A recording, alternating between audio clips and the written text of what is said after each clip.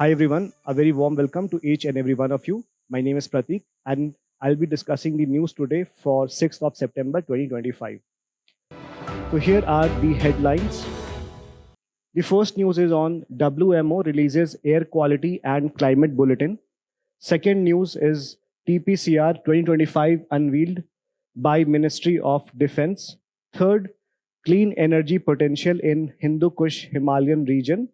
Fourth, news is on 100 years of self-respect movement. Fifth news is on AI and intellectual property rights. And the sixth news is on land acquisition and tribal displacement. Then we have certain quick updates, and then we have also place in news where we'll talk about Finland.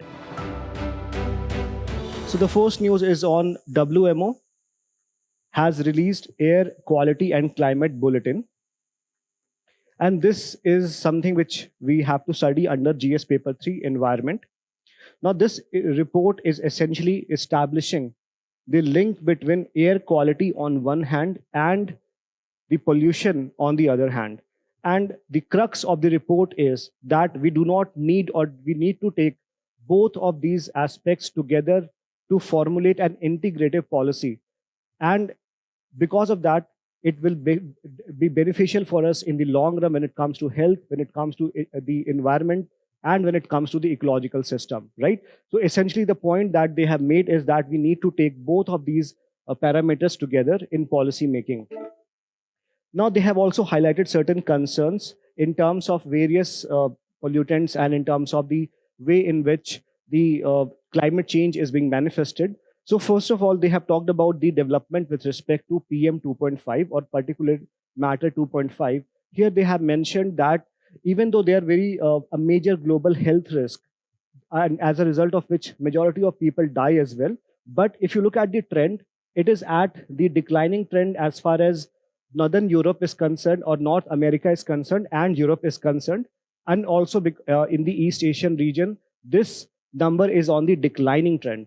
And on the other hand, in certain areas, especially in the South Asia region and in the high latitude regions, it is increasing. In South Asia, because of some reasons, including heavy vehicle emissions and because of wildfires and industry in the high latitude regions, such as in Canada. The second thing which they have mentioned as part of the report is that in terms of the shipping emissions, they have also controlled the sulfur emission. Sulfur emission is controlled via this MARPOL convention. So MARPOL essentially is a convention regarding controlling the marine pollution which is emitting from the ships, right? So because of that, as per the mandate, the sulfur requirement in the fuel has been reduced. And because of that, it has also led to reduction in aerosol. And good aspect of this is that it has also led to, it has improved the health outcomes. But on the other hand, it has also led to slightly warming effect. Now here we need to understand the impact of aerosol on global warming, right? So aerosol are of two types, right? So aerosol can be dark aerosol or it can be bright aerosol. So the black aerosol, generally they absorb heat. When they absorb heat, they lead to warming in the basic temperature. So they lead to global warming. And the bright or the sulfate based aerosol, they reflect sunlight. And as a result of that, they lead to a temporary cooling, right? So here, because of the MARPOL convention, because of the reduction in sulfur, and sulfur essentially will be part of the bright aerosol, it has led to slightly warming effect. Third, there is also an interlinkage with respect to air quality and climate change. So here they have clearly established what exactly is the relation. So for example, pollutants like the ground level ozone, they are warming the atmosphere. So essentially, they are leading to change in the climate as well. So pollutants have a direct impact on climate change. And at the same time, the climate change is also impacting the pollution. Why? Through altering chemistry, through increasing emissions, and because of the human activity. So this is the major crux of the report.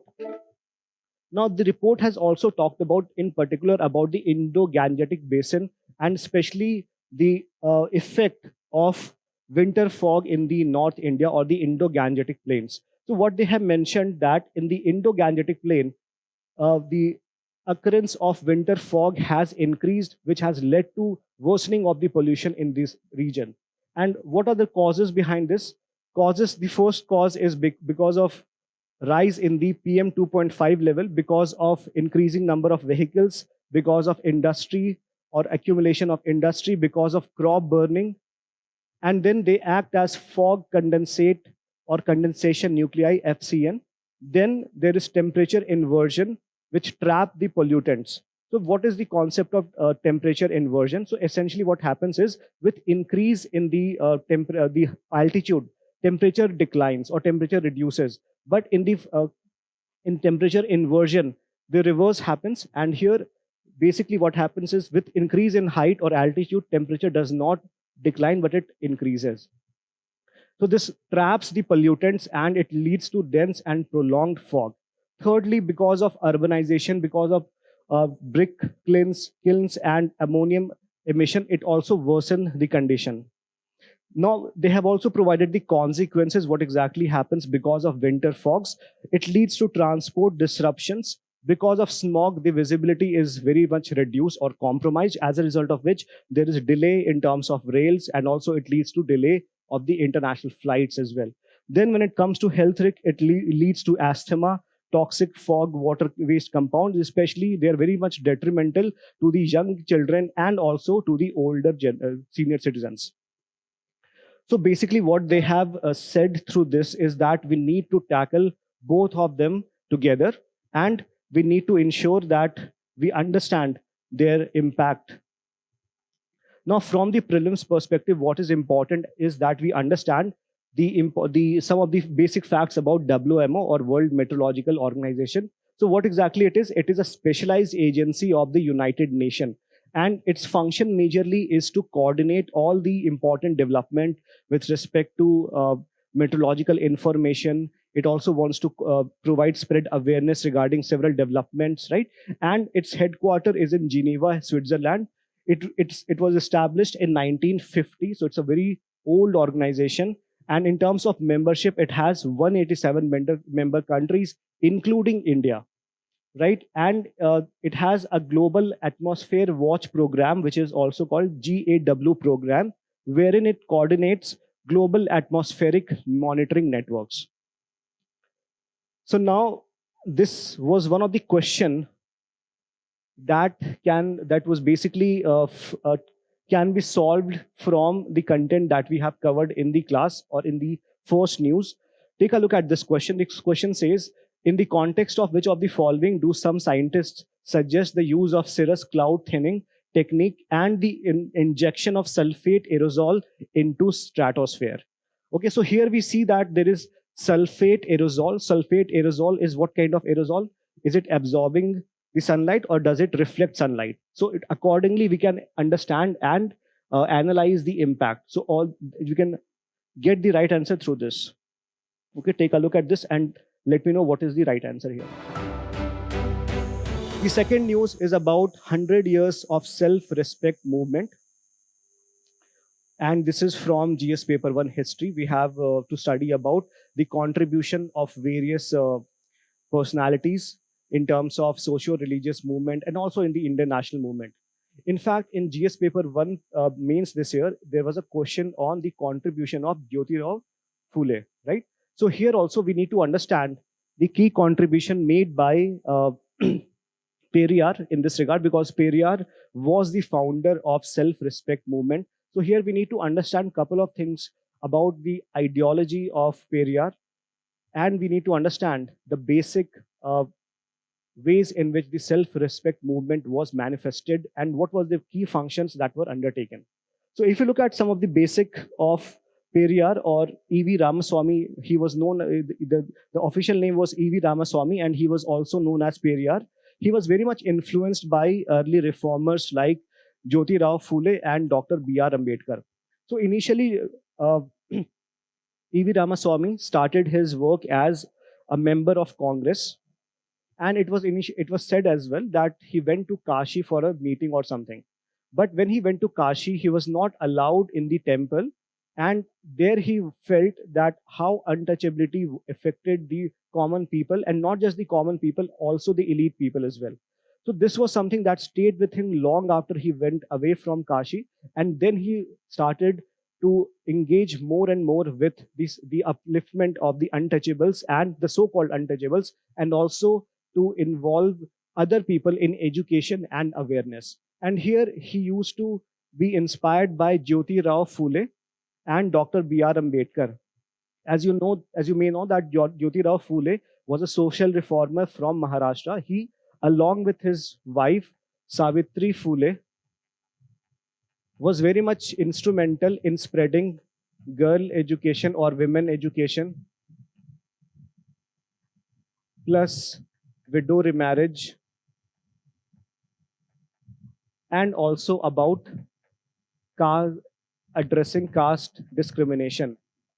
So Jyoti Rao Phule and his wife Savitri Phule was very instrumental in spreading all these aspects, and this was one of the key aspects which inspired uh, Periyar. Also, B.R. Ambedkar was a very famous lawyer during that time, and he was not just a lawyer but a scholar, and he was also questioning Congress's and Mahatma Gandhi's efforts in uplifting the so-called Dalits, right? So he was also using law as a means to agitate and spread awareness among the so-called Dalits, right? Then Periyar also tried to publish his Tamil weekly called Kudi Arasu, where he would talk about the ill effects of uh, caste discrimination. He would talk about the importance of rationality. He would talk about the ill effects of rituals, and especially about the position occupied by the elites, especially the Brahmins, right? And he also took part importantly in the Vaikom Satyagraha.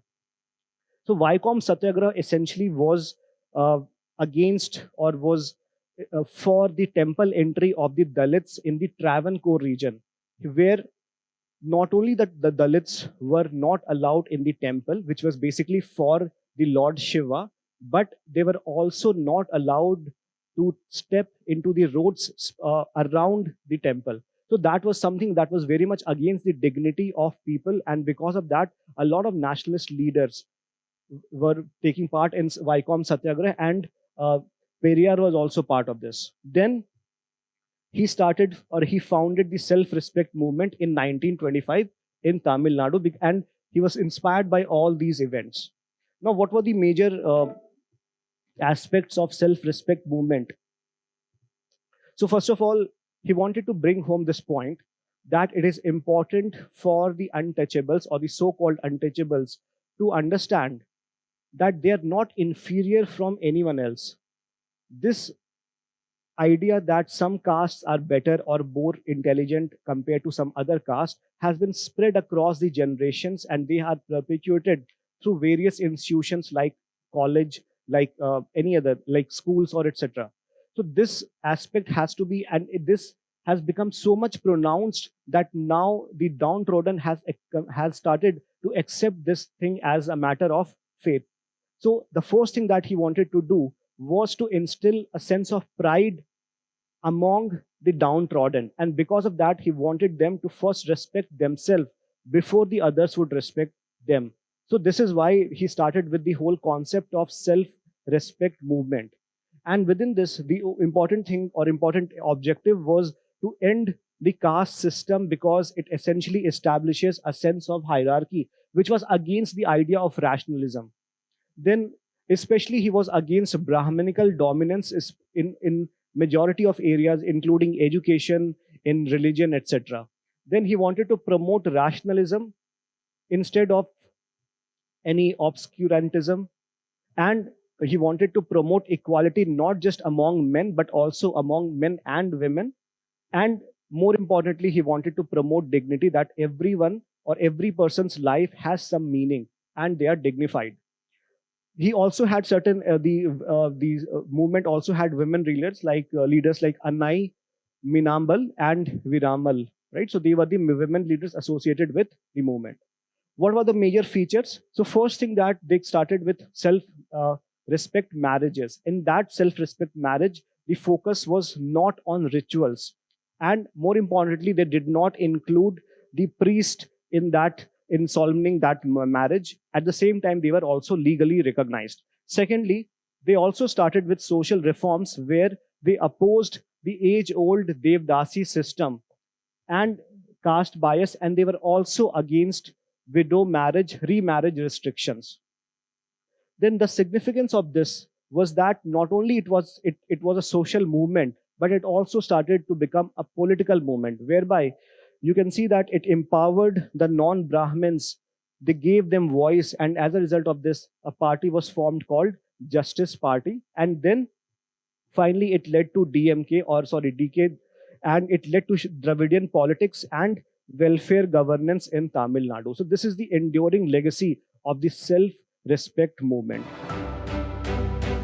Next topic is on land acquisition for Great Nicobar Trunk Road found beneficial as per an SIA report. So this is essentially about environment and also at the heart of the economic development policy of the country. So if you look at the news, what happened was that the social impact assessment was prepared by Atlas Management Consultancy Services, and this company said that uh, the social impact or the impact of land acquisition of this particular road is going to be beneficial for everyone. So the context here is that whenever any large tranche of land is acquired, either by the government or by a private contractor or through PPP mode, it is mandatory for a social impact assessment to be conducted.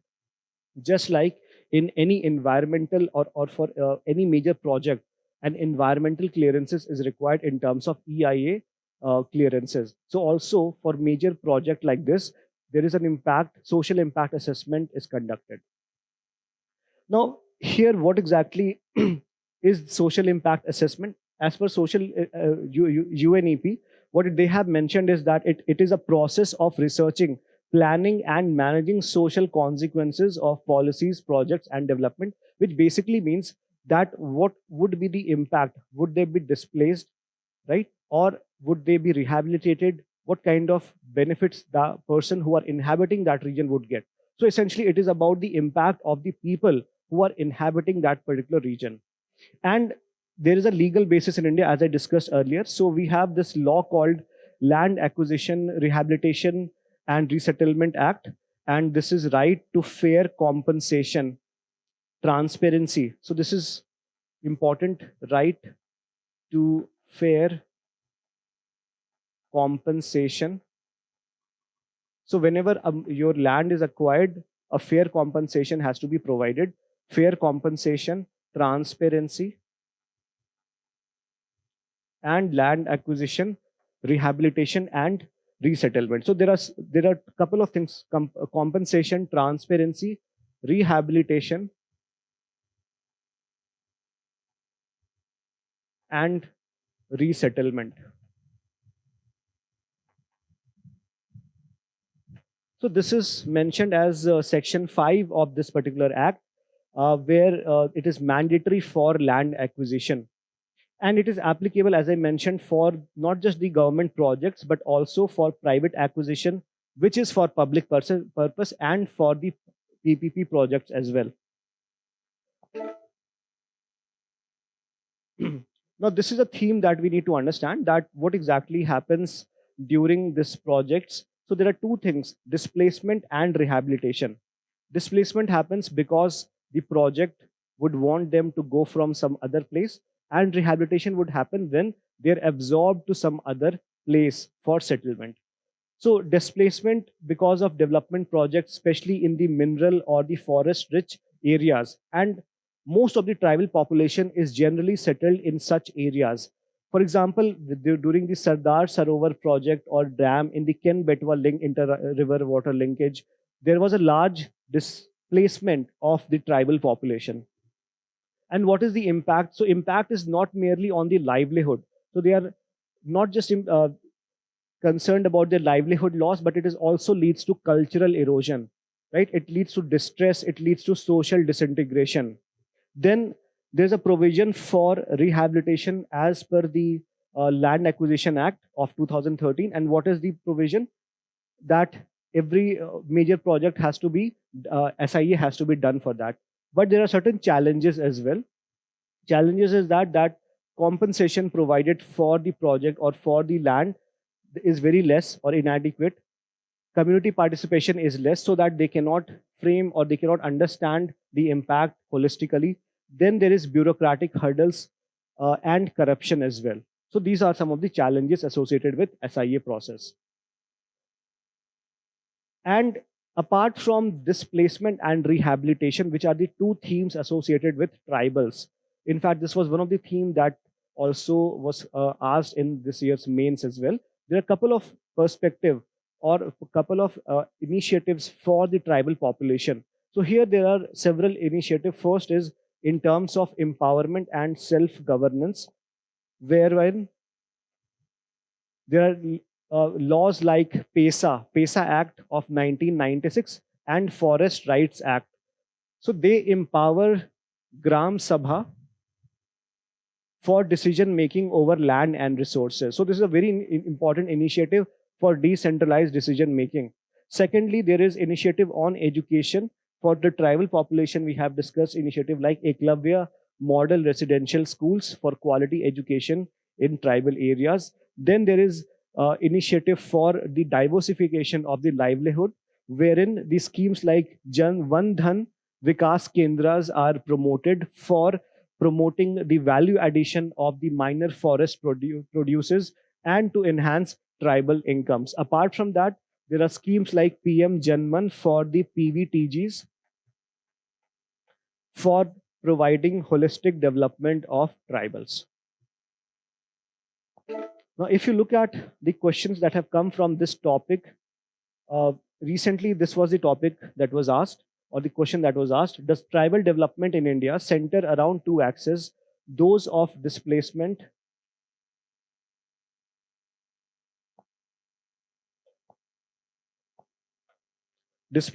and rehabilitation? Give your opinion. So as counterpoint, you can mention about other initiative like PESA, like Forest Right Acts, like ERMS or Eklavya Residential Model School, and you can also mention about PM Janman initiative. So you can mention all other aspects of development as well. Then you can also mention that the rehabilitation is also ensured in the has been given a legal sanctity as well in terms of the mandatory SIA initiative. Then the second question is on right to fair compensation and transparency, land acquisition, rehabilitation, and Resettlement Act, which we discussed recently or just now, has come into effect from 1st January 2014. What implication would it have on industrialization and agriculture in India? Okay, so we have to talk about the impact that it will have on these two sectors, but at the same time, we can also talk about the impact that it will have on the people as well. Next topic is on Technology Perspective Capability Roadmap, or TPCR roadmap, or you can say it's a report unveiled or published by Ministry of Defense. And this is part of GS3 internal security. And in this, a roadmap of 15 years is provided by the Ministry of Defense, wherein it has been mentioned that what are the measures or technical measures that the country needs to make to be secure, and also some of the challenges that are there in terms of realizing its potential. So if you look at some of the important highlights of the report, first is that it is about 15-year plan for armed forces modernization. Second, the purpose is to guide industry. So it basically tells industry in which areas government is looking for various defense products and how to ensure self-reliance.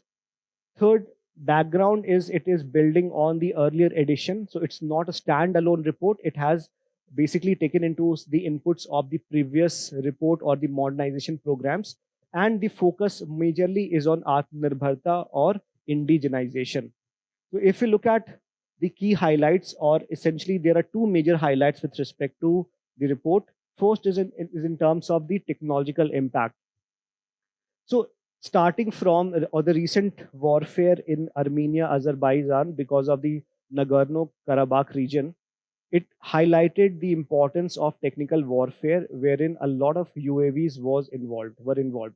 And also in the Operation Sindoor, we have seen how drones and the air defense system played a huge role in terms of the warfare. So it is very important that the country becomes equipped with technological prowess so that it becomes ready to face any future ready or future combat. So for that, it is essential that cyber operations, information dominance, space wars, and advances in robotics, AI, and IT will shape, or they are very important for the future warfare. Secondly, it is important that the reliance on the external support is reduced, because the international arena is highly unpredictable, and as of now we cannot completely rely on any particular country for meeting all of our defense needs. So therefore it is important that we start indigenization and we start to promote the public private partnership. In fact, India has uh, initiatives like IDEX and Srijan portal, basically to accelerate this part. So Srijan and IDEX will discuss what exactly they are very shortly. They are to increase the indigenization and modernization of the services, right? So we have taken several measures regarding this as well. Now, what specific measures they have given? So these are the two key areas or two key philosophical points that they have mentioned. Now, how these philosophical points will be realized? It will be through certain key actions, and they have given the key specific requirements. So they have completely provided the requirement that the Indian Armed Forces require. So first thing is in terms of artificial intelligence and machine learning, big data. So here we need AI based UGVs or unmanned ground vehicles. We need deepfake detection software, right? Because we need to also maintain an edge in the information warfare as well. Secondly, there's focus on unmanned systems, including the UAVs with stealth capabilities, uh, with respect to the reconnaissance and other ISR capabilities, drone based mine delivery capabilities. Thirdly, there is an integration for cyber and the electronic warfare, which is integrated in nature, and more importantly, it is future ready combat vehicle. Fourthly, and very importantly, the report has also mentioned about nuclear defense, wherein it is essential for us to detect radiations very quickly, and it is essential for us to go for decontamination, and we require amphibious dosers as well. So there are certain measures. So apart from the second strike capabilities and other initiative with respect to the nuclear doctrine, we also need to have certain specific components to further boost our nuclear defense. And lastly, in terms of naval systems, we need aircraft carriers, we need next gen corvettes and nuclear propulsions. Right. So these are the specific requirement that the Ministry of Defense have mentioned through this report. If you look at some of the indigenization initiatives, as I was mentioning earlier, this is important from the exam perspective, because any time any report comes from the government, there is always an emphasis on indigenization, about self-reliance. So we must be aware not just about the reasons why we need to be self-reliant, but we should also be aware of some of the key initiatives. So for this, there is first important initiative is the make projects to achieve the objectives of self-reliance by involving greater participation of Indian industrial ecosystem. So there are three categories of make under the production procedure. So make one is completely government funded, make two is industry funded, and make three is not designed or developed indigenous subcategories. So here the majority of the funding or majority of the project is through make two projects, and then through make one, and make three is the last component here. Then IDEX is Innovation for Defense Excellence. It was launched in 2018 to promote innovation via startups, MSMEs, academia, and R&D, right? So IDEX is essentially for excellence and through startups. Then Srijan portal is an online, it was launched in 2020. This is basically self-reliance on basically for the joint action,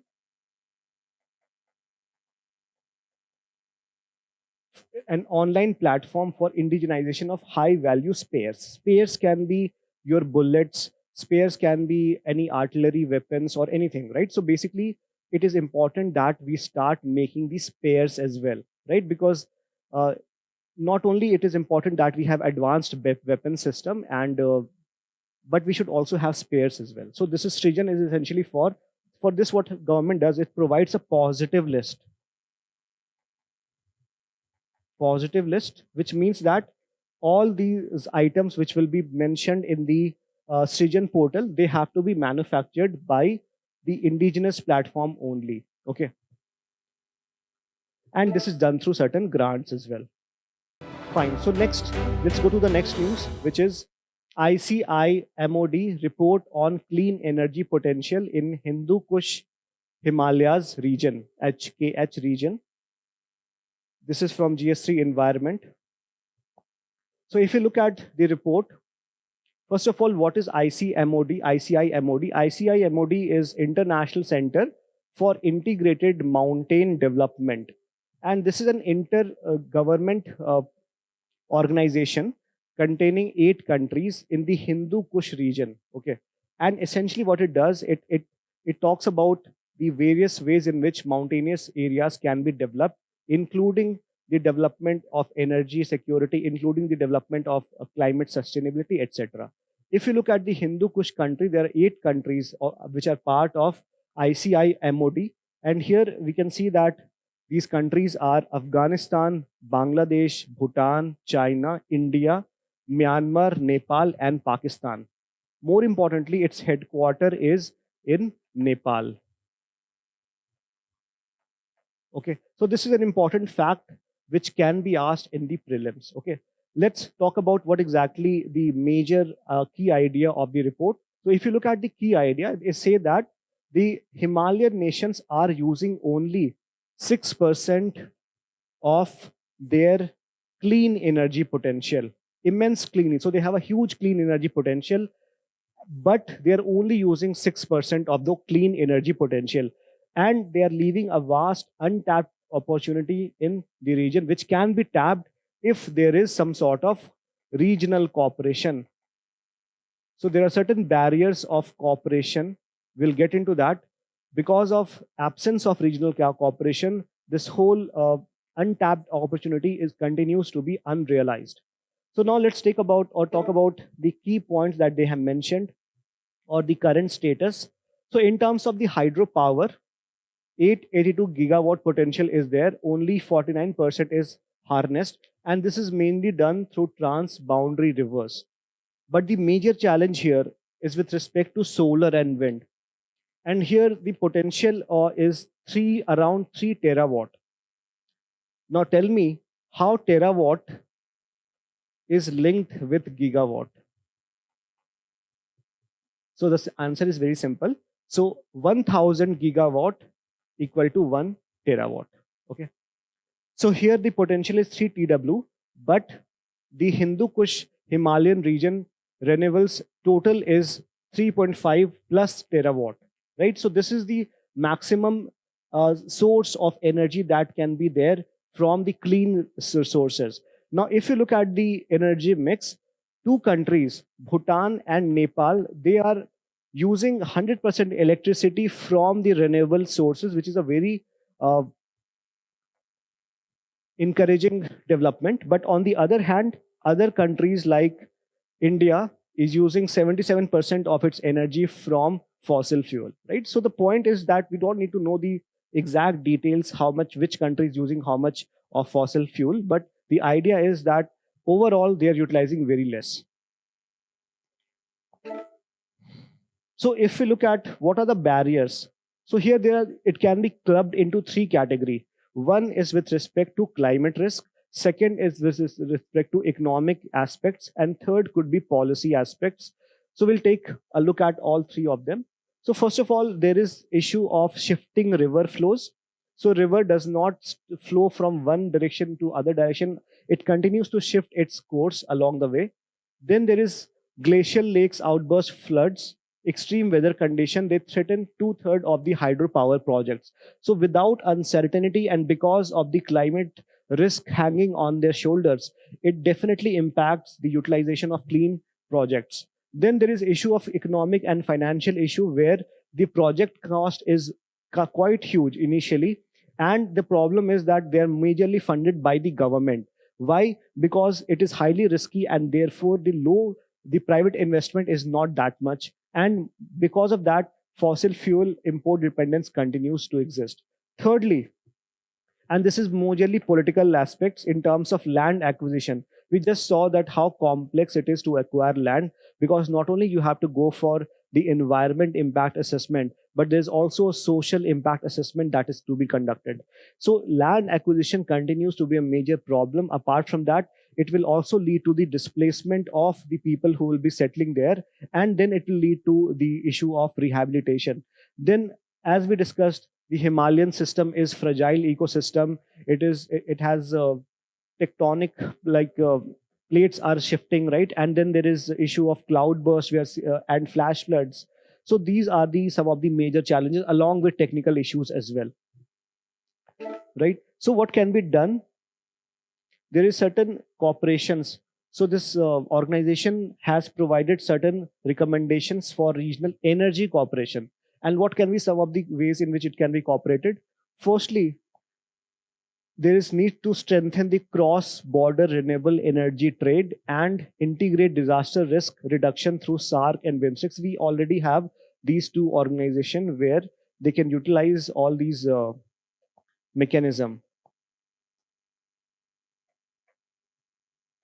Secondly, there is climate resilience, build safeguard against GLOFs, floods, extreme weather by weaving disaster risk into energy planning. So what exactly they're saying is that there should be, whenever you are planning for any climate or any energy uh, planning or the climate initiative, then it should be completely integrated together, just like the WMO report suggested. So we need to have the disaster risk integrated with energy planning. Along with that, there's a need for diversification. Do not go for only for the big dam. It is essential that we invest in solar wind. For example, in the recent report, it had mentioned that the potential is close to 3.5 terawatt. So we must utilize in solar, wind, and other smart solution. And then there is also requirement for financial innovation, as the report mentioned that there is lack of private funding. So what can be done to bring private funding? We need to incentivize them. There should be some global climate fund can be tapped into or looked into, and we can scale up tools like green bonds. So these are the specific ways to ensure the regional uh, energy cooperation can be done. Next topic is on tech firms face intellectual property rights challenges in AI development. And this is part of not just science and technology, but it can also be asked as part of ethics as well. And the inciting incident of this is Apple recently got sued by a couple of authors who claimed that Apple has used their work to train their AI model without giving them any sort of recognition or any sort of uh, compensation. And the same thing happened with recently with Anthropic as well. Anthropic got sued and it had to settle for $1.5 billion for training its AI model called Claude recently. So the point is that in various cases, we are seeing that various creative people are suing these AI developers regarding misusing their work, right? So what is the basic thing here? So we need to look into this. So such lawsuits filed against AI firms, they present legal and ethical challenges in the IPR enforcement. So first of all, what exactly are the challenges? First is with respect to consent and data use. So as we know that AI basically learns through pattern recognition. So there is pattern recognition, and it involves large data set. So large data sets are available on various website, and they also use information and credible sources. For example, if I want to train AI to become a better translator, then it has to look into various works where translation has been done. So it works on copyrighted works essentially, and it can something can be non copyrighted as well. But the problem is that it leads to infringement of the person who may have used it for their copyright. It And the problem is, if we do not provide them tools to learn, then there will be problem with, or there will be restriction in terms of innovation. But on the other hand, if it is completely provided, it will lead to infringement of the right. So this is again a dilemma. Secondly, there is a debate with respect to authorship. So earlier, the tools, for example, Google, whenever we had to search something, then we would get a list of services or list of websites wherein we can go and check, and we can use those inputs as some of the inputs for writing our own research. But now with chat gpt and other large language modules, the good thing is that, or the innovative thing is that, they provide us customized result. So they are not just acting as a tool, but they are also acting as a thinking entity, right? So they are not just, they are also thinking activity entity. Along with that, they are providing creative solution. So now they can write original books, they can write original songs, right? So the problem is, can they be considered as an inventor or an author, right? Third is, there is patentability issues where it is difficult to establish originality. So we do not know what is the original source. So if a patent has been signed or has been established that this is my original work, but there is no way it can be told that this is the original work and is not, then definitely there is problem with respect to erosion of human creativity. So if AI overtakes all the creative work, like writing books or composing songs or playing music, then would it not lead to erosion of human capability? Because it is generally seen that the muscles that you do not use, it becomes atrophied, or it does not become, or it's not no longer continues to be in use. So that is one of the most ethical concern, that if we promote certain uh, areas like AI led or AI authorship, then perhaps at the larger level, it may lead to decline or erosion of human creativity. So, what exactly is the need? The need is to review the IPR laws and see whether we can balance the innovation that thrives, or that is basically uh, drives AI, along with human rights and monopolies. And for this, if you look at the provisions that is there in India, so in India, the copyright provision is governed through the Indian Copyright Act of 1957. And here they clearly mention that only it is a person or human being will be recognized as the author of the work. They have specifically mentioned a person behind the computer generated work. So there is a person has to be there. So the non human counterpart, software or AI, cannot be assigned authorship. So that is very much clear here. Now, recently, a parliamentary standing committee has also given the recommendation that we need to introduce a separate category for the protection of AI based innovations as IPRs, and a review of the patent and copyright laws. So basically, this is to accommodate AI based or AI related inventions. In fact, in the global arena, if you look at countries like UK, New Zealand, they provide for copyrighted or copyright protection for computer generation works that do not have human creator. Okay. So this is something that we can think, and then we can for perhaps more accommodate AI as well.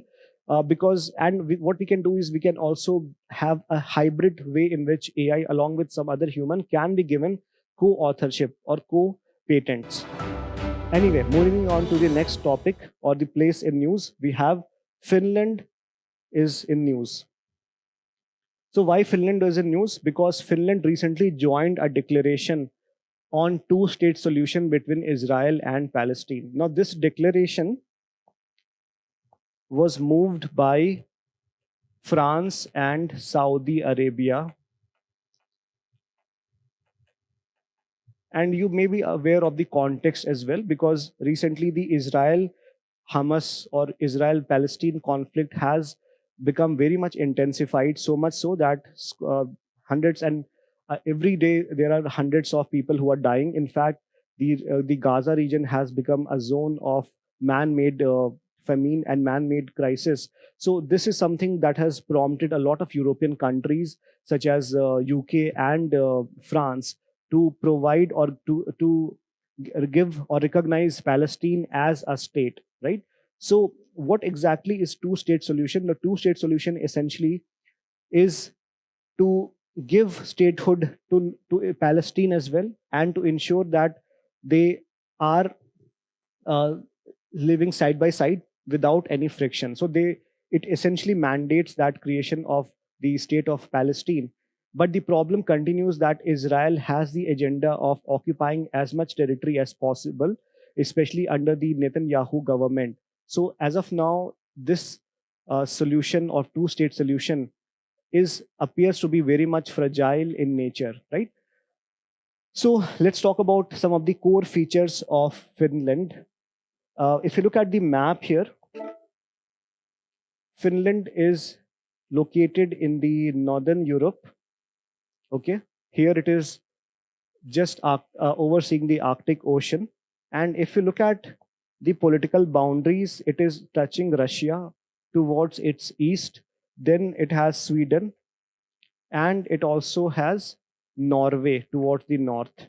So there are three countries with which its borders are settling. If you look at some of the water bodies, it is Gulf of Finland in the south. This is the Gulf of Finland. Then it has Baltic Sea. This is Baltic Sea. And then it also has Gulf of Bothnia, right? Then in terms of the geographical feature, it is heavily forested land, and it has several lakes, 56,000 lakes and vast marshland. Then some of the major regions are coastal plains. It has Lake District. It has highlands of Lapland.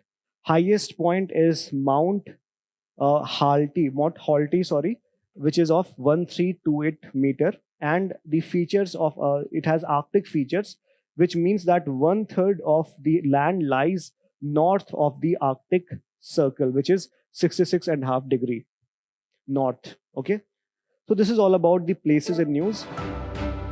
The next we'll talk about some of the quick updates.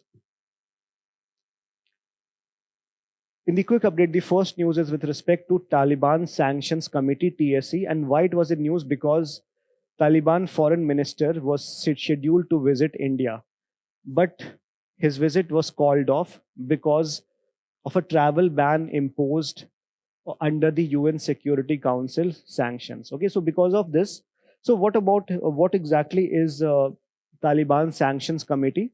So in 2011, UNSC split the earlier 1267 committee. So 1267 committee was framed or was formed essentially for or against terrorism and what can be done as a counter response. So within that, it was framed or it was fragmented into two separate uh, committees for better coordination and for specific coordination.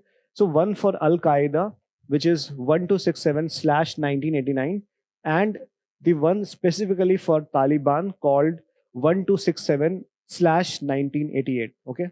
Then what was the key mandate for this? It was to oversee sanctions against individuals, groups, and entities associated with Taliban in relation to the situation in Afghanistan. And the members are all the 15 members of the Security Council. So there are five uh, permanent members and the 10 non-permanent members who are part of the council, the Taliban Sanctions Committee. Then the current chair is Pakistan. Okay. Next news, Bias River. So you may be aware that Punjab is undergoing a very worsening crisis of flood, where A lot of people have died recently, and the government has declared all the district as flood prone. And in this, the role of Beas has played a very huge role, because it is flooding in Punjab and Himachal Pradesh. So if you look at, we know that Punjab is basically land of 5 rivers, and all these rivers are basically overflowing because of the heavy rain that we have witnessed, and because of other reasons, right? So if you look at the Beas River as in terms of what exactly are some of the characteristics here, so origin is at Beas Kund, and it is the southern face of uh, Rohtang Pass, where it originates in Kullu, and its course is around 470 kilometers before joining Satluj at Harike in Punjab. And some of the tributaries are Bain, Banganga, Luni, and Uhal. And the landforms, it forms the valley. So basically, it forms valleys where at Kullu and Kangra, and its ancient name was Vipasha in Sanskrit. Next news is on UPI, or Unified Payment Interface. So what exactly has happened is that NPCI, or National Payment Corporation of India, has raised per UPI transaction limits to 5 lakh, and cumulative limit for 24 hours to rupees 10 lakh, which is a huge deal, right? So this is basically as a response to ease of life plus ease of doing business. At the same time, it is not applicable to person, so you cannot transfer someone 5 lakh just like that. You can only transfer to some merchant.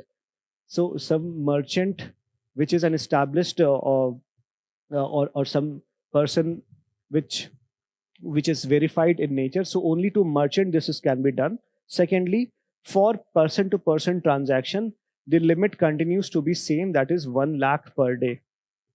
Okay. So what is UPI? UPI is an instant payment system and protocol developed by NPCI in the year 2016. It was established under NPCI was established under the Payment and Settlements Act 2007. Now you must be aware that several countries have accepted UPI as well. Now tell me, which are the 7 countries which has also accepted UPI as the payment system? Next, Swift messaging network. And why it was in news? Because some Indian banks have started accelerating the adoption of the Swift messaging framework, which is ISO 20022, right? So what is ISO 20022 is it's a open-ended or open global standard for financial information. So in a way, essentially it talks about how the information has to be formulated. So if you look at Swift, what exactly is Swift? So in Swift, there is a communication done from one bank to the other bank to understand or to tell that the sanctions or the transactions has to be done in a secure manner. For example, if I'm in India and I have to send money to someone who is in say Belgium, right? So what I'll do is I'll pay the amount. For example, I want to pay 1 lakh rupees, so I'll pay 1 lakh rupees to an Indian bank, and then the Indian bank will contact a bank in which my friend's bank is there in Belgium, and this contact or this information delivery will be done through Swift. So when my bank communicate that to the bank in Belgium, that will be done through Swift mechanism. So essentially, what Swift is, it is a secure cross-border, which means that it is outside the country financial communication, right? So it is not an international organization per se; it is just a system for secure and safe communication regarding financial transaction. Okay. It was founded in 1973 by 239 banks from 15 countries, and its headquarter is in Belgium. Fine. Next news. Angikar 2025 campaign.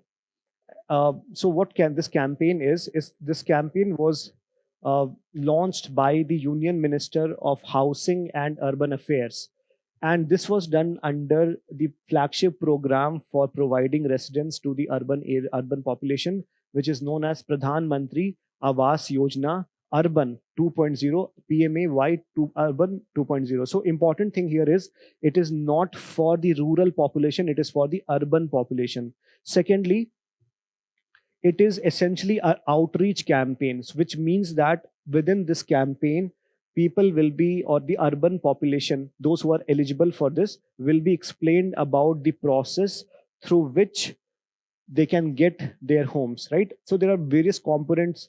It's not just about provision of home or loans, it's also about retrofitting and other aspects. So all the information related to the Pradhan Mantri Awas Yojana 2.0 will be communicated through Angikar campaign, right? So this is what the initiative is. Next news is about mpox or monkeypox. And the good news that is here is that WHO chief has says that the mpox outbreak in Africa is no longer a global health emergency. So what exactly is mpox? So mpox is a viral zoonotic disease. Zoonotic basically indicates that it is from an animal. As the name suggests, it is coming from monkey, so it is a monkeypox. And the scientific name is also given orthopox virus genus. Then transmission is through close contact with the infected people, not just people, but also through animals or contaminated objects. So even the non-living things can also contaminate or spread the infection. What are the symptoms? Fever, headache, muscle ache, fatigue, swollen lymph nodes. Okay. Now, what is a global concern? Or why it was declared when was it declared as a global concern? It was declared a public health emergency of international concern by WHO in 2022. And importantly, there is no provision for mpox as of now.